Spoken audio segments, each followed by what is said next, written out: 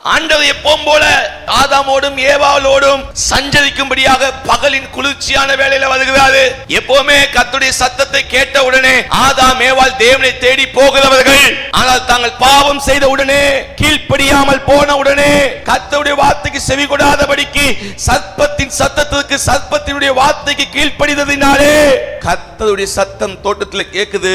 இவர்கள் அதை கேளாதபடிக்கு தோட்டத்தின் விருட்சங்களுக்குள்ளாக ஆதாம் ஏவாள் ஒளிந்து கொண்டார்கள். ஆதாமே, நீ எங்கே இருக்கிறாய்? ஆண்டவருடைய பிரசன்னத்துக்கு நடுவே வர முடியவில்லை. ஏன்?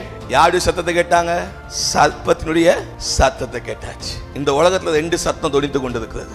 ஒன்னு கர்த்தருடைய சத்தம், இரண்டாவது சர்ப்பத்தின் பிசாசின் சத்தம்.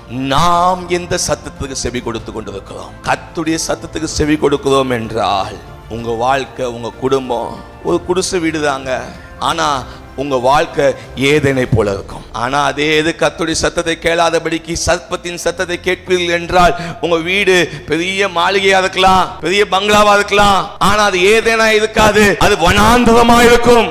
சந்தோஷமும் கீத சத்தமும் ஏதேனிலே கேட்கப்படும். ஏன் ஏதேனிலே கேட்கப்படும்? கர்த்தரின் சத்தத்திற்கு செவி கொடுக்கிற இடம் ஏதேன் தோட்டம்.